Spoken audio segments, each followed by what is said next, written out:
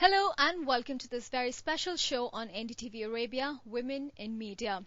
From decades before to when women were just homemakers to today when women occupy key positions in the corporate world as well as the creative world, including the world of media, which is fiercely competitive and sometimes difficult. Today I have four very interesting women with me, four women achievers who are going to talk about their existence in the world of media and the challenges they face. Thank you so much for joining us. And I'll begin with Hanan. You are an Emirati and you live in Dubai and you've just come up with your first film. How was it making a film, or how was it just getting into media, being an Emirati and being from here? Doing any film requires a lot of challenges, requires a lot of efforts, and if you believe in your idea, one day you will achieve it.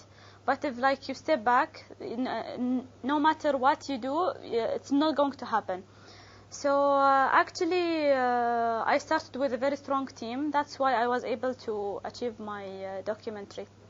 You know, media is sometimes considered to be the big bad world. And considering that you are an Emirati, did you face any kind of obstacles, just the fact that you wanted to get in? I mean, how supportive was your family? How supportive was the society around you? Actually, when I first started, I told my dad that I would like to specialize in media field. He was very worried and he told me, what about going in graphic design like your sister?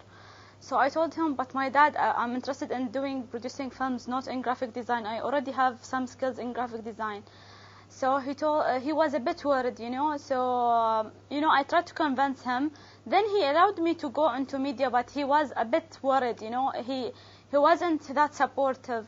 So after that, I started winning several films that I did, like Emirates Film Competition and so on. So then he looked at me that I didn't lose my morals. I didn't take off, for example, my shayla, my traditions. I was really conservative, even when I'm going into the media world. So then after I showed him that I'll be still Hanan that you taught. So he started even buying me the cameras. Now he started to be supportive to me. Okay, now Hanan said something very interesting, losing morals. She said, Alison, you've just come into the country now. What do you just perceive of this whole thing about, it's something so big when they say women in media, and like she said, getting into media probably would mean losing morals, and her father was happy that she didn't do anything of the sort. How do you perceive this whole world coming from outside? I think it's actually the opposite. It's not that you're losing morals. It gives you an opportunity to teach morals and to show morals that women, and that's one of the things that I try and do in my films, is to be more responsible. I try and put messages within my films that teach moral responsibility, environmental responsibility, family and social responsibility. So as women, we actually have an opportunity to do the opposite. We're not really trying to speak out against anything, but we're trying to speak up for things. Okay, before we move on to the other panelists, we'll take a look at Land Golden Women, which is Avantika's next film and which is going to premiere very soon. Take a look. Me and you, Venice. We're going to sail on the canals, rent a cheeky little room and both write till our heart's content. She betrayed my trust. I've got a boyfriend. He's white? Yeah. Alban's not going to like it. Have you thought any more about Saira's marriage? She wants to study further. What do you want? Saira, Baba wahi karenge jo ne sahi lagega. You marry me off, aren't you? Family is broad-minded, and they're willing to let you study further, Big. It will be best for you. Her actions forced me to deal with the situation in the way that I did. Well, let's be very serious about each other. That's not a decision that she makes by herself. Okay, Avantika, your film actually deals with a very controversial subject about honor killing. How did you think about making this film? And as a woman, did you think this was something that you needed to address? I started making this film after I read a newspaper article in the UK. I was studying in the UK. I was doing my master's in filmmaking at the London Film School. And I came across an article that sort of introduced the topic, and about an actual case where a woman lost her life. and it was taken by members of her close family. When I started to sort of research more into it, the sort of resolve to make a film about the subject grew, because it's definitely something that women need to know about, need to be aware about, and society at large needs to address. So I definitely felt as a woman a responsibility to get this message out into the public, and to actually sort of get rid of all the misconceptions that surround honor killing. Innocent women lose their lives every day, even today, even now, even in this moment. And it's very important that people sort of wake up to the issue and know that this happens around the world, globally. It's a terrible, terrible thing. Okay, now the fact that you addressed such a critical topic, did you think that as a woman you approached the topic differently? I don't know, because I don't think the topic has been approached before. So I don't know if I definitely think that as a woman I could understand some of the issues better. The funny part is that the film is actually from the man's point of view.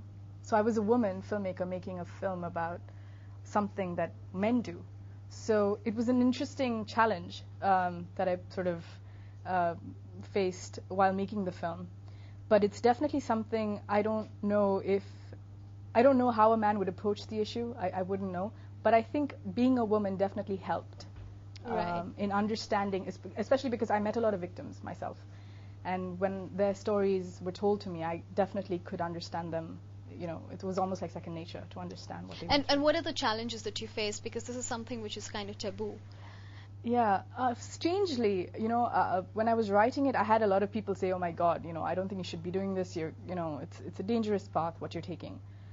And strangely, when I wrote the script and I showed it to people, everyone sort of just fell for it because I think that it was trying to divorce the issue from religion or divorce the issue from culture. So I think the message of it is very clear, and it's a good message. And I think people sort of lost their heart to the victim during the process of making the film. And I think that's what draws people to the film and drew them to making the film. So I didn't face as many challenges as I thought I would. I think the biggest challenge I faced was finding the right talent and the right crew to be part of something like this. But I was really lucky, and I found the perfect people to work on it. So yeah, all good in that part. Okay, so from honor killing to showing the beauty of Arabic women, that is, of course, Olga's film, which is coming. So, Olga, you're from Russia.